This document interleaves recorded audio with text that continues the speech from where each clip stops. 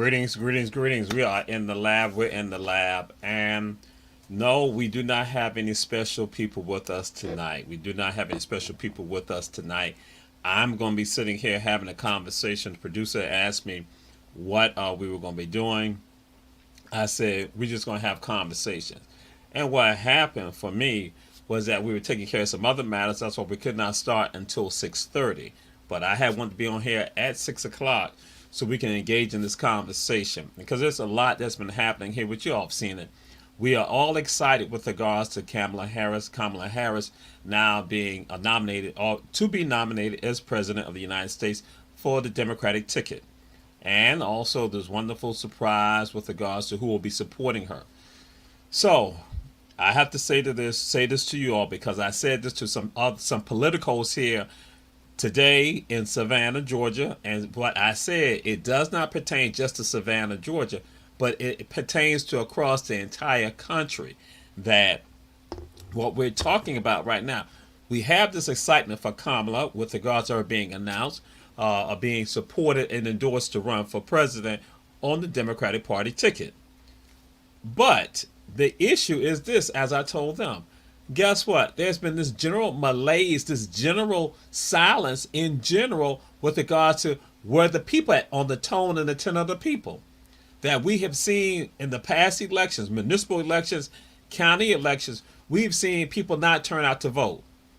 If we think that we do not turn out to vote will basically be God's work, no, it's not. It's man's work. It is your work if you don't turn out to vote. It ain't got nothing to do with God and what happens if we allow some other people to get into office.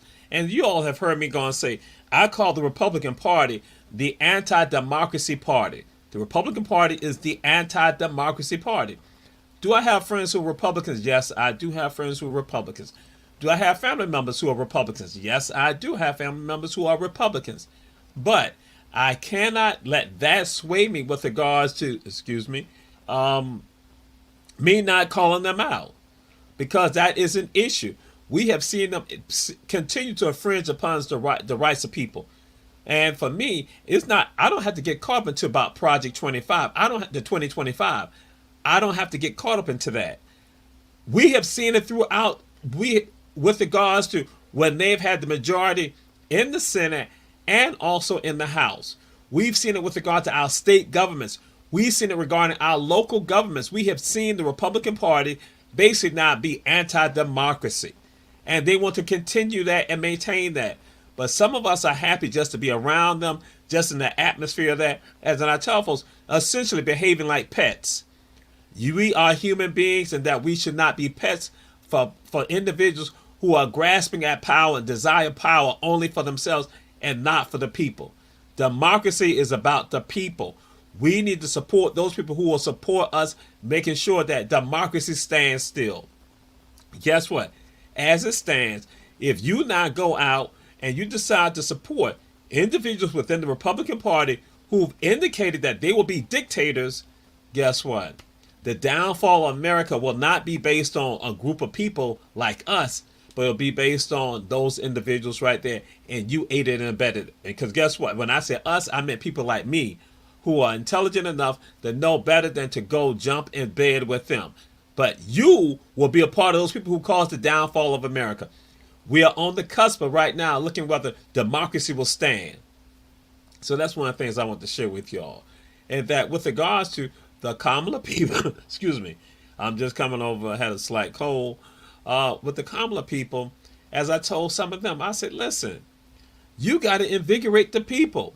And when you come into these communities, do not go to traditional people that people throw their names out who are not amongst the people.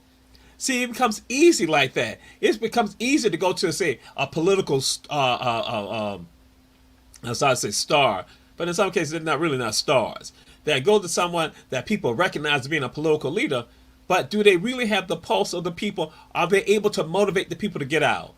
And if you look at, again, municipal elections, you look at county elections, state elections, excuse me, if you looked at what has happened, we've not seen a turnout. I have individuals who said to me, they said, Jamal, we had a campaign, souls to the polls.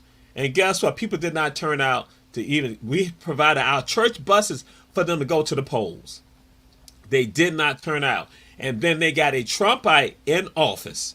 And so now these people are screaming and hollering the fact that this person is now engaging in policies that's against their best interest. The presidential election will be the same thing. You support Donald Trump and the Trumpites with regard to what they're doing, you will be a part of the downfall of America. I'm putting it out there to you. But to the common people, to the Democrats, I'm like, you got to have some heart and understand you can no longer play the same game, because you will be a part of it also if you do not go to the people who have the pulse of the people, who have the ear of the people, who can help motivate the people. The traditional stuff that you all have done have basically failed. And why I say it's failed in the sense that you have people who have been elected to office based on a whim, when the masses of the people have not turned out. So guess what? What I'm projecting right now, if there is no invigoration of the people for them to understand why this is important to them, why this is pertaining to life, as I told people earlier today, this pertains to life, then guess what? You're going to be a part of the downfall of America. Democrats who support the same traditional ways, and guess what? Traditional people who they think are stars but are not workers, guess what? It's going to be the same thing. They come into our communities, and I put it out there to some of them. I say, and I said this with other people today, I say, check this out. That they come in these communities and they dole out monies to, big money to people to serve as coordinators, as representatives.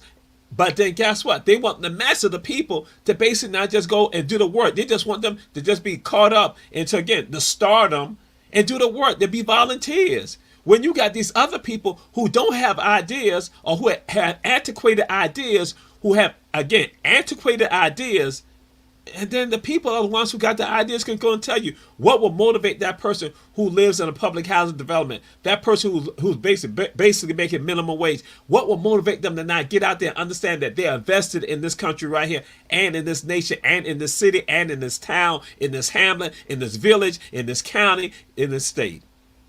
They could be the ones that can tell you. Go to the barbershops and talk to the people there, to the cosmetologists, go to the hair salons, go to those people and find out what's going on. Go to those brothers and sisters on the corner, talk to them and find out what needs to be done to motivate people to get out there to vote. Engage them, or talk to the people who have the contact with those people. But what we going to do, we give monies out to somebody just because they are a familiar name, but have no pulse of the people. And what I heard today, discussing with some people here, that you have elected officials, past elected officials, who had said that they want to be chairpersons of the campaigns in certain locales. When I said they were not able to motivate people to get out to vote for a municipal election or for a county election, what do you expect? And then also, adding to this, have you all noticed that not just in Savannah or in Chatham County or in the state of Georgia, but across the country, you have not seen a lot of political forums regarding candidates? It is almost like it is a part of a methodology of some other people who do not want to see democracy to happen. And I tell folks, guess what? You're not doing anything to get the people excited. And I'm not saying that it's about excitement. Well, I'm talking about the excitement means that informing them so they now understand, they are educated, and so they're excited to get out there to not vote.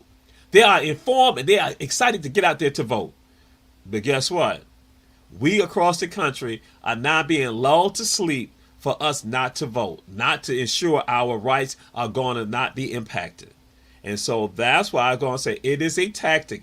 I'm not about conspiracy theories and all other stuff like that. All I do is just look at it and say, yo, check this out.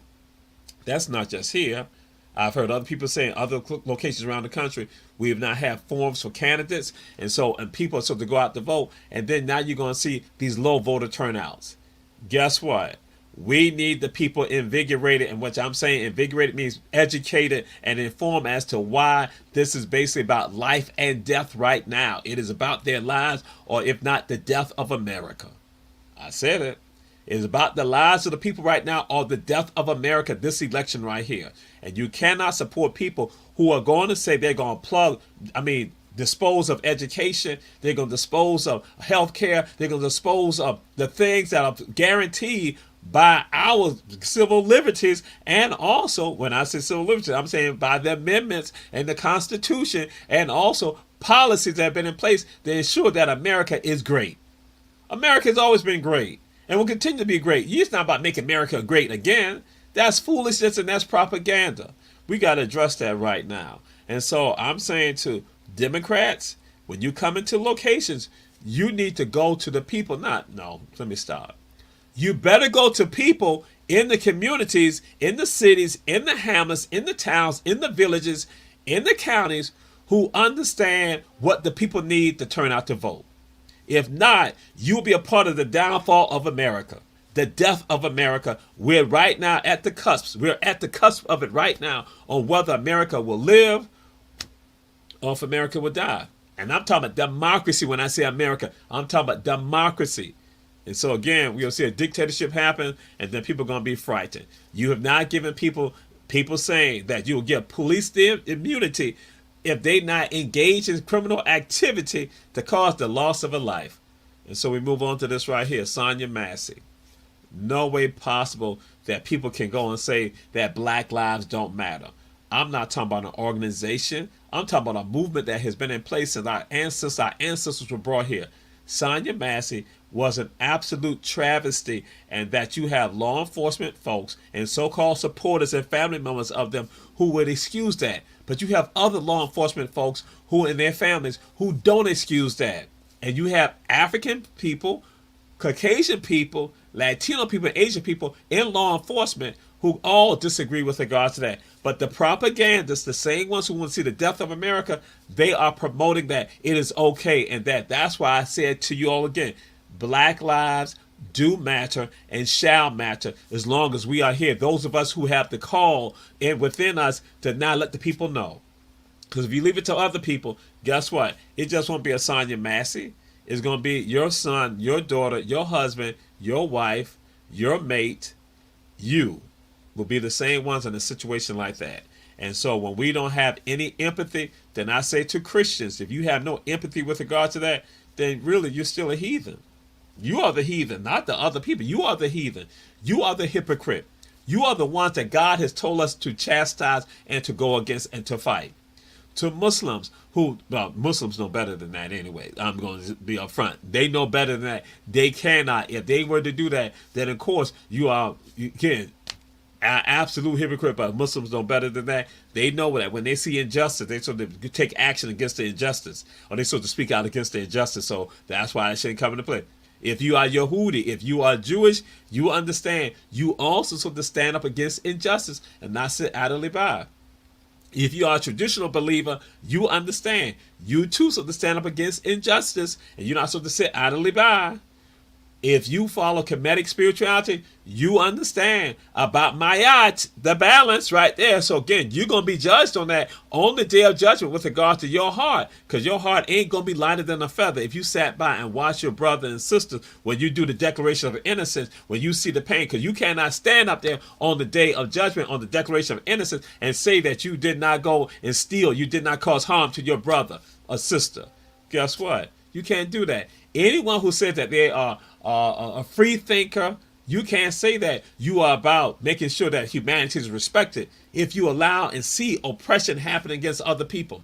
And any of y'all who just going to say, I'm spiritual, if you are spiritual, that means you have a framework, you have a philosophy of life that you're supposed to follow, and you can't sit idly by and watch all of that.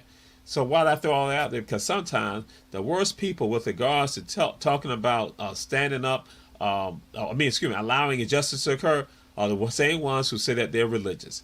And that's why I try to give as many categories as possible. I ain't getting to, because the same applies to if you say Buddhist, Confucius, Hindu, again, all the Sabian, all the rest of them, again, I'm not leaving anybody out, that you can't sit idly by and watch all this because your teachers tell you you're not supposed to do that.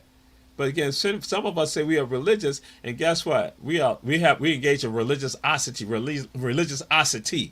You're not spiritual. And so we have to stand up for this, and black lives must matter.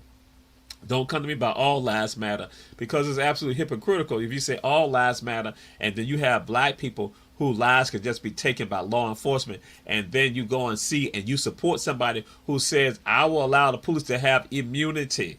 The George Floyd Policing Act should be a part of the policies of this country.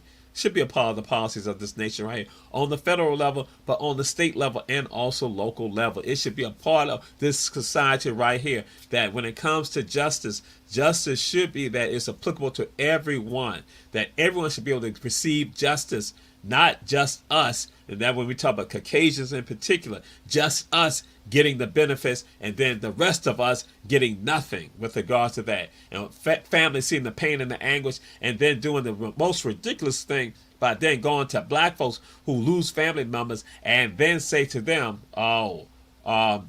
put a mic in their face, and then they're gonna say, I'm gonna forgive them for what they did. When we understand that comes out of captivity, that type of thinking, that type of mentality, when actually that person should be saying, I cannot forgive that person for engaging in activity to take the life of my family member when they were in a position to protect and serve. You don't do stuff like that. But don't think that I'm just saying protect and serve on that element right there. It's going to go, because I'm going to talk about some other stuff too. So I'm saying right now, Black lives must matter to us with regards to what is about to happen. Say to those people who don't want to go and vote that, again, what will happen is that you're going to have someone in office, because if you do not vote, that means that you are aiding and abetting the destruction of America. You're aiding and abetting the destruction of democracy. That's what you're doing. You are aiding and abetting it. And so the pain and the anguish that will flow from that, you don't need to look at somebody else. You need to turn the mirror on yourself and say, what did I do? What did I do to help bring about a better world? Did I aid and abet with regard to the destruction of the world? And that's what some of us in this says. And I'm saying again, all lives will never matter until Black lives matter. And that, again, is not about a movement that some of y'all get caught up into, the movement, and then want to criticize or critique it. I'm not talking about a movement or an organization. I'm talking about a movement that has been in place since our ancestors were brought here. So again, don't compartmentalize the lives of my ancestors and act like Black lives, the stuff just came in the 2020s. Black lives have mattered since the 1400s, 1500s, and 1600s. And so that's why I speak and say the things that I do and stand up for the things that I do, because I know that my life and the lives of my ancestors are important, and the future generations that they have helped, entrusted us to bring about. Because they entrusted us to bring about this right here. They didn't go and end the life. They instead, they allowed the life to come into the world. And so now they entrusted us to carry on and help the next generation. Now we come to this right here. Disturbing things. That what happened, and approximately 3 weeks ago, the neighborhood called Can Park, Jackson Park, they held a session. They had a community meeting. They had, neighborhood association meeting. And in that neighborhood association meeting, then we had elected officials to come there. We had the chief of police, along with the brass for the chief of police, for the Savannah Police Department, for them also. They came there, and they heard the people go and express their thoughts with regards to the criminal activity that was in their neighborhood. This was something that was not put on by an elected official or by the police department. It was something that was done by the people. It was done by the people, not elected officials. It was done by the people. I thought that once people saw that Can Park, Jackson Park took that attitude and went with that spirit, that what will occur is that the rest of the other communities in the Savannah area in Chatham County will now realize when something happens, the same thing can occur. And so when you now have a young girl killed by her father in Tatumville, and there's no outcry, community outcry, I said to one of the residents of Can Park, Jackson Park, I said, I thought that there will be a sign to people throughout the city of Savannah, throughout Chatham County, that they not force the issue. So elected officials now understand they got to do something. And it was just like that. Nothing, no outcry.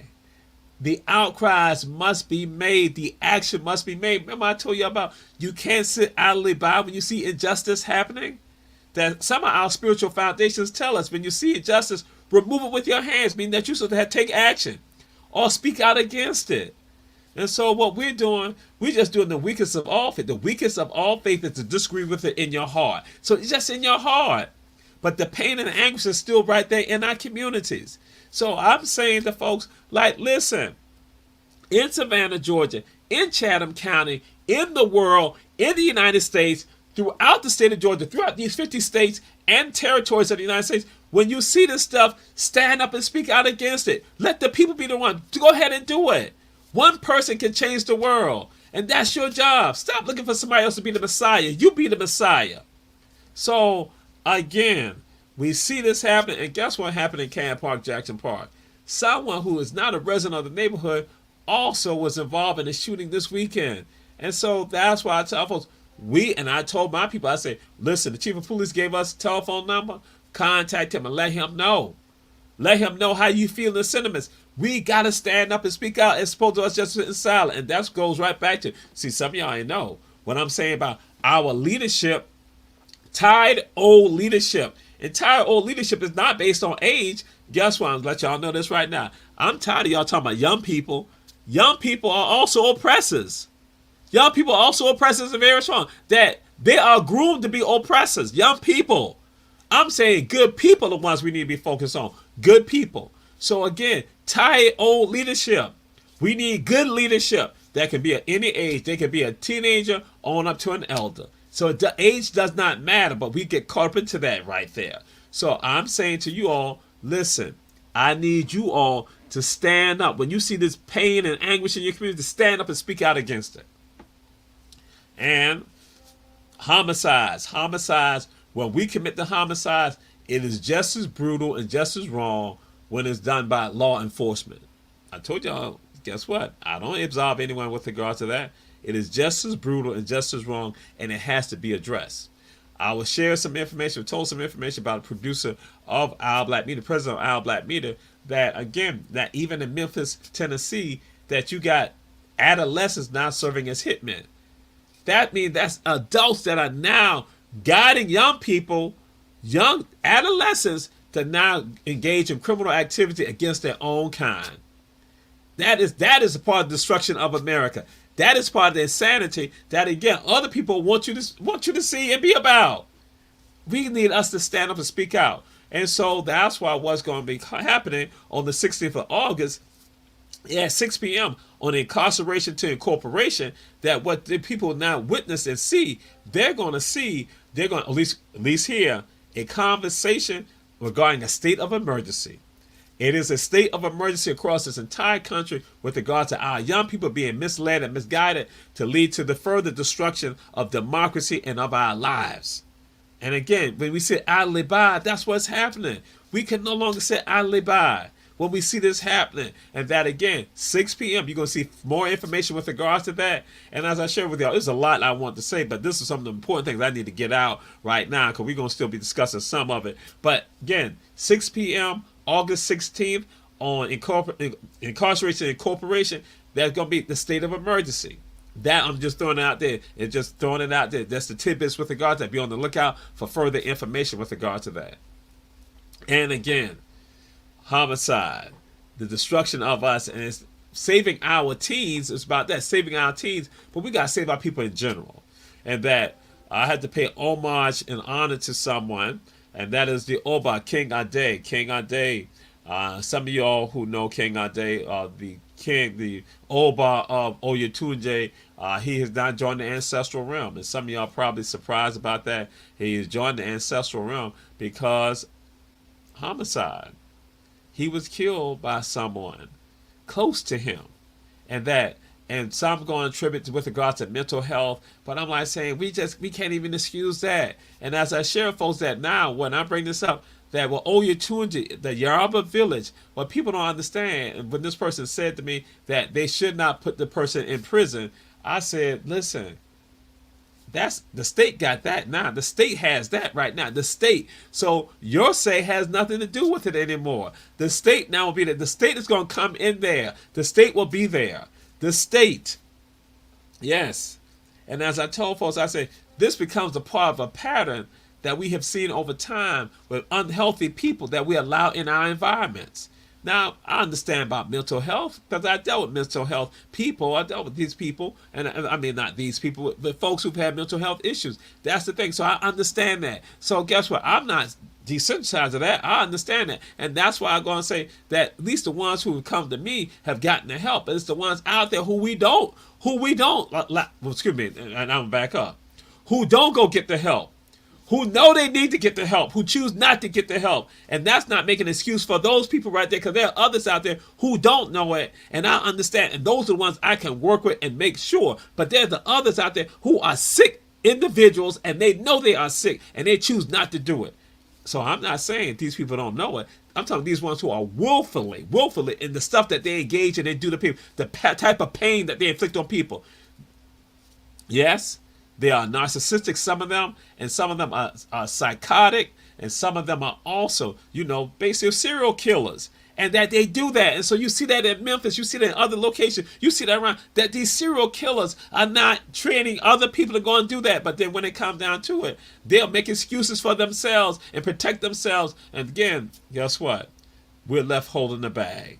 And we cannot make excuses for this right here and that. But again, we have sick people coming around us that some of y'all know are sick, but you never address it.